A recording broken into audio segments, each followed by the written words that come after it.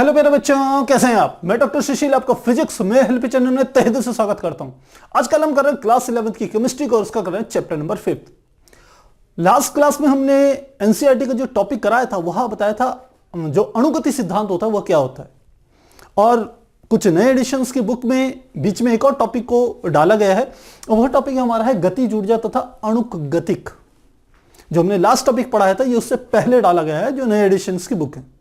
तो इसको भी अच्छे से समझ लेते हैं, इसमें कोई नई चीजें नहीं है।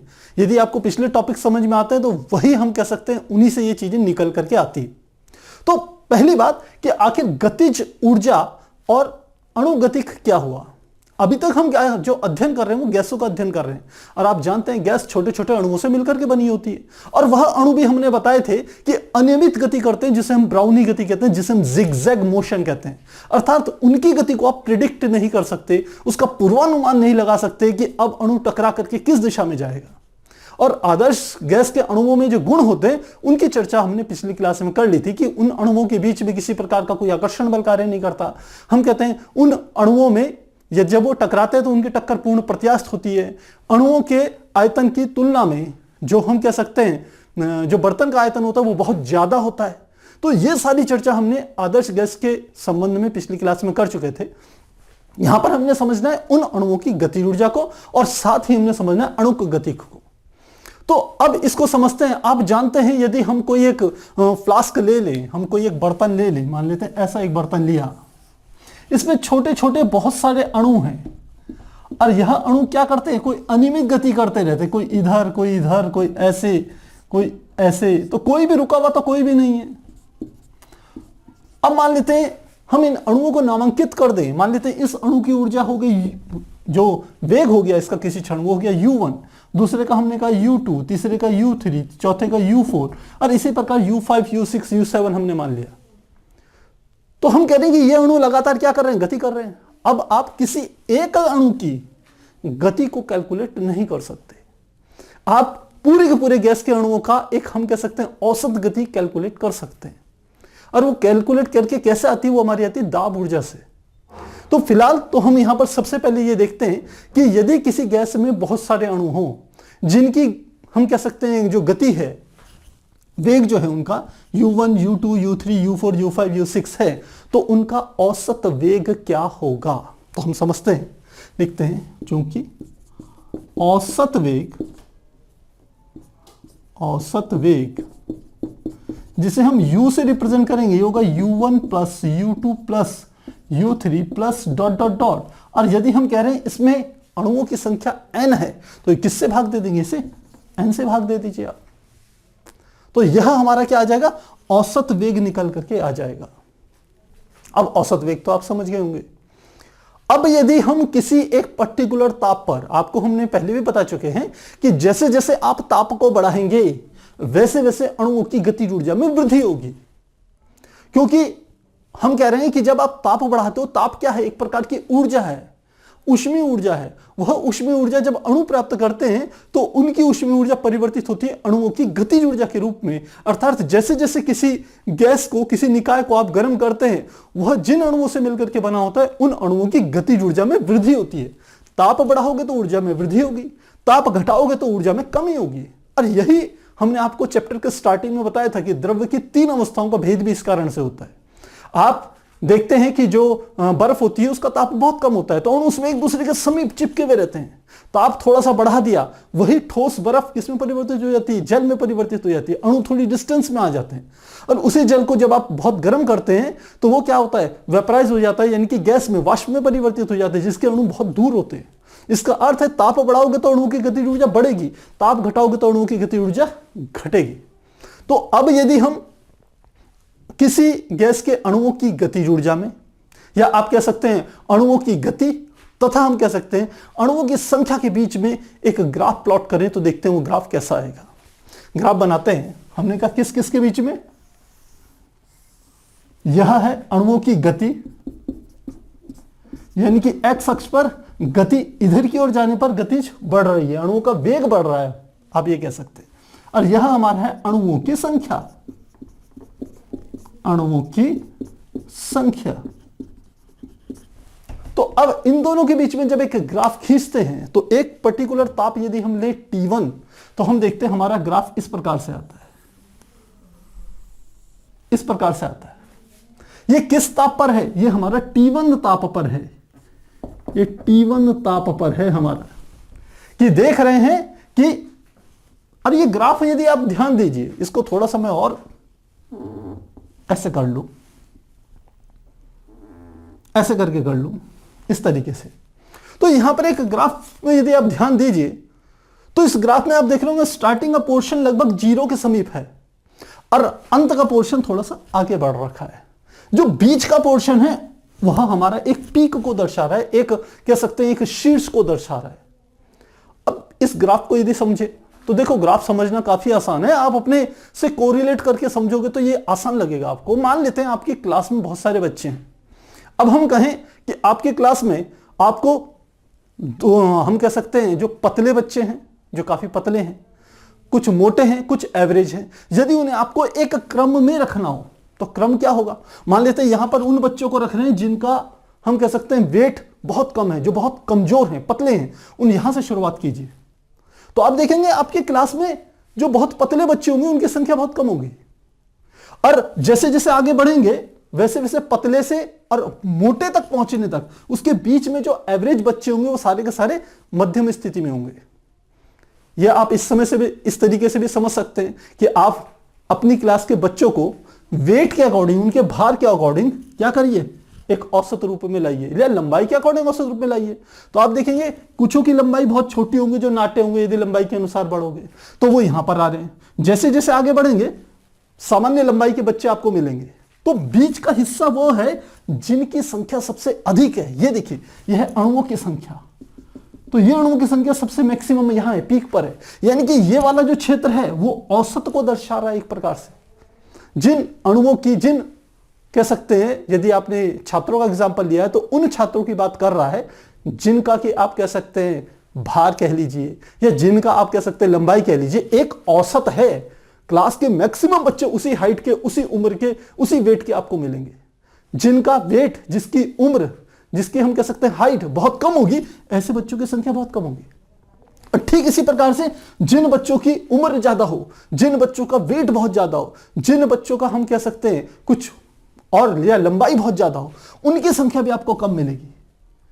क्योंकि वो ये दोनों के दोनों हिस्से, इधर वाला हिस्सा, इधर वाला हिस्सा, ये सामान्य से हटके हैं। तो ज्यादातर बच्चे क्या मिलेंगे? जो नॉर्मल कैटेगरी में आते हैं।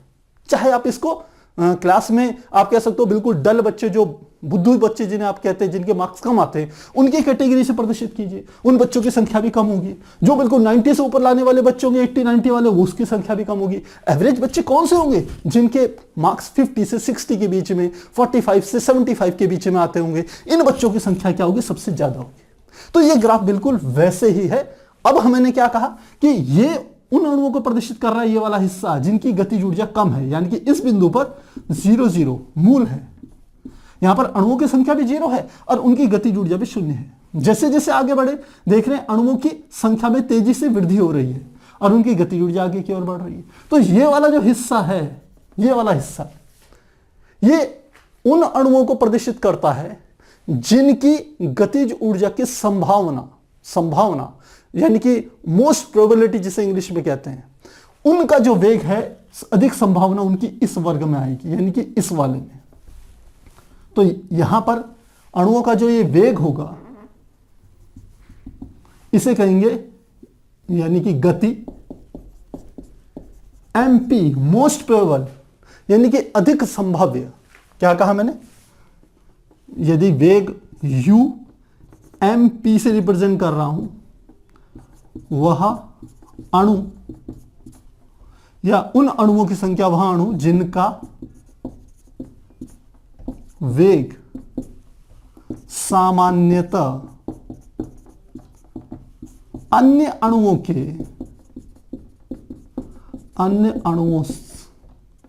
से ज्यादा मेल खाए, मोस्ट प्रोबेबल कहते हैं। अधिक संभाव्य जो वेग होगा अणुओं का वो ये वाला होगा। इसे आप UMP से रिप्रेजेंट कर सकते हैं, मोस्ट प्रोबेबल। तो ये बात समझ में आ गई। ये किस ताप पर है, मान लेते हैं T1 ताप पर। अब यदि मैं एक दूसरा ग्राफ बनाऊं, अब आप कह रहे होंगे सर यहां पर वेग क्या होगा, यहां पर वेग बहुत कम होगा, यहां पर अणुओं का वो वाले अणु है जिनका वेग क्या है सबसे ज्यादा, क्योंकि एक गैस के जितने भी अणु हैं सबका वेग समान नहीं है। कुछ अणुओं का वेग बहुत कम है, कुछ अणुओं का वेग बहुत ज्यादा है, लेकिन अधिकतर वे अणु है जिनका जो वेग है वो एक कैटेगरी में आता है, एक बैंड के अंतर्गत आता है, जैसे कि मैंने आपको क्लास के एग्जाम्पल से भी समझाया। तो अब हमने कहा यदि एक दूसरा ग्राफ मैं तैयार करूं और उसका ताप T1 से ज्यादा हो, अब मैंने कहा तो दूसरा ताप ले रहा हूं, T2 लिया जिसका मान किससे ज्यादा है, T1 से, तो वो ग्राफ कैसे आएगा, वो ग्राफ इस प्रकार से आता है, इस प्रकार से आएगा वो वाला ग्राफ। ये वाला ताप किसका है, T2 वाला ताप है। यहां पर हम कहें जो यही वाला, जिसे आप कहेंगे इस वाले ग्राफ के लिए UMP, यानी कि मोस्ट प्रोबेबल अति संभाव्य जो वेग होगा वो इसके बराबर होगा। ये ग्राफ का क्या होगा, शीर्ष होगा, बिल्कुल पीक पॉइंट होगा। वहां पर जो वेग का मान होगा, क्योंकि ये गति वेग को प्रदर्शित कर रहा है, उसका मान इसके बराबर होगा। तो इतनी बात समझ में आ गई होगी। अब आपने एक बात ध्यान दी होगी यहां पर कि यदि ताप कम हो तो आप देखेंगे अणुओं का जो पीक बन रहा है वो ज्यादा हाई बन रहा है। जैसे जैसे ताप बढ़ाते जाएंगे वैसे वैसे ये जो पीक है, शीर्ष है, ये थोड़ा घटता चले जाएगा। यदि मैं एक तीसरा ग्राफ बनाऊं जिसका ताप और ज्यादा हो तो वो इस प्रकार से बनेगा। अब ये मैंने कहा कौन सा है, T3 है, T3 ताप, और T3 का मान क्या है, T2 से भी क्या है, ज्यादा है। तो इस प्रकार से हम अणुओं की संख्या और गति के बीच में क्या कर सकते हैं, एक ग्राफ प्लॉट करके यह बता सकते हैं किस प्रकार से इसे परिभाषित कर सकते हैं। अब यहां पर आपने एक बात समझनी है, हमने कहा औसत वेग को हमने इस प्रकार से रिप्रेजेंट किया है। यहां पर एक और शब्द आता है जिसे हम कहते हैं वर्ग माध्य मूल वेग। वो क्या होता है ये समझिए। हमने कहा किसी भी अणु की, क्योंकि ये गैस में क्या है, बहुत सारे अणु है ना, इनकी गतिज ऊर्जा को किससे रिप्रेजेंट करते हैं, हम लिखते हैं चूंकि अणुओं की गतिज ऊर्जा के बराबर होता है 1/2 mv², तो mu² ले लिया मैंने, अणु के वेग को u से रिप्रेजेंट कर रहा हूं। तो आप देख रहे हो जो गतिज ऊर्जा है ये डायरेक्टली प्रोपोर्शनल है u² के, यानी कि वेग के वर्ग के, क्योंकि m अणुओं का क्या है, द्रव्यमान, ये तो सबके लिए समान होगा। तो गतिज ऊर्जा सीधे इससे संबंधित है। तो यदि हम कहें कि औसत वेग निकालें एक प्रकार से इस वर्ग का, तो क्या होगा, लिखेंगे u² का औसत निकाल दिया, यह बराबर किसके होगा, अलग अलग अणु थे जिनके वेग u1 u2 u3 थे, तो इनके क्या होगा, u1² plus u2² plus u3² plus dot dot dot upon कितने अणुओं की संख्या कितनी थी, n, ये हमारा क्या आ गया, n, इस प्रकार से आ गया। तो अब हम कहें ये क्या है, अणुओं के वेग का वर्ग है, और इसी का यदि मैं वर्गमूल निकाल लूं, यानी कि मैं कहूं कि यदि मैं कहूं URMS, जिसे U यानी कि वेग किसका, अणुओं का, RMS की फुल फॉर्म है वर्ग माध्य मूल वेग, लिख भी रहा हूं यहां पर, वर्ग माध्य मूल वेग। अब देखिए शब्द के अनुसार चलिए, सबसे पहले हमने क्या देखा, अणुओं का वर्ग, किसी भी अणु के वेग का क्या आया यहां पर, वर्ग u², फिर उसका हमने निकाला माध्य, तो u², ये निकालने का अर्थ है इनका औसत, तो u1² plus u2² plus u3², इसका स्क्वायर का औसत निकाल दिया। अब इसका मूल निकालना, मूल मतलब अंडर रूट, तो वो किसके बराबर होगा, URMS बराबर होगा अंडर रूट u², और इसका क्या आ जाएगा बाहर, इसके बराबर होगा। तो यहां 3 वेगों की बात करी है हमने। पहला वेग कौन सा आया, जिसे हम कहते हैं औसत वेग, इसे UAV से रिप्रेजेंट किया जाता है। दूसरा वेग UMP, मोस्ट प्रोबेबल, अति संभाव्य, यानी कि सबसे अधिक जो अणुओं का जो वेग होगा वो यही वाला वेग होगा, इसे मोस्ट प्रोबेबल अति संभाव्य वेग कहा जाता है, ये इससे रिप्रेजेंट होता है। और तीसरे वेग को हमने कहा URMS, यानी कि वर्ग माध्य मूल वेग। अब इन तीनों में यदि रिलेशन निकालें तो क्या होता है, हम देखते हैं, यदि मैं यहां ग्राफ में आपको रिप्रेजेंट करूं और उससे पहले बताऊं इनका क्रम क्या होता है, तो ध्यान रखिएगा जो URMS होता है, URMS इसका मान होता है सबसे ज्यादा, इससे कम किसका होता है? उसके बाद होता है हमारा जो वेग होता है UAV, और उससे भी कम किसका मान होता है? UMP, most probable. ग्राफ में कैसे प्रदर्शित करेंगे? मान लेते हैं इस ग्राफ में दिखा रहा हूं, तो ये वाला वेग कौन सा होगा? ये जो वेग होता है ये होता है UMP। इसके बाद दूसरा वेग यदि मैं यहां बनाऊं, ये थोड़ा सीधी नहीं हुई है लाइन, ये वाला वेग कौन सा होगा? ध्यान रखिएगा, ये हमारा होगा UAV, एवरेज, औसत मान। और तीसरा जो ये वाला वेग होगा, इस वेग को हम नाम देंगे URMS। अब इससे क्या पता चला?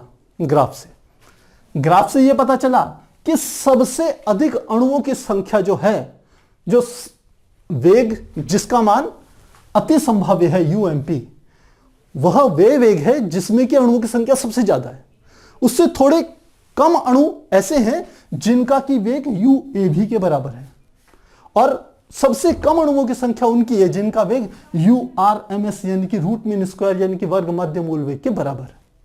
तो इसको इस रूप में प्रदर्शित करते हैं, और बहुत बार आपसे परीक्षा में इनका रेशियो भी पूछ लिया जाता है। तो रेशियो भी आपको ध्यान रखना है। मैं कहूं UMP अनुपात UAV अनुपात URMS, इनका जो मान होता है वो होता है 1:128 रेशियो 1.224 के बराबर होता है। तो प्यारे बच्चों, ये चीज आपने जरूर याद कर लेनी है, ये बहुत इंपॉर्टेंट है ये चीज। तो 3 वेगों पे हमने यहां पर चर्चा कर ली। अब यहां पर एक बात और आती है, बात ये आती है कि जो हम कह सकते हैं जो वेग है, उस वेग का अणुओं के जो मॉलिक्यूलर मास है यानी कि आणविक द्रव्यमान है, आणविक भार है, उससे कैसे रिलेटेड है, ये कैसे एक दूसरे से जुड़े हुए हैं।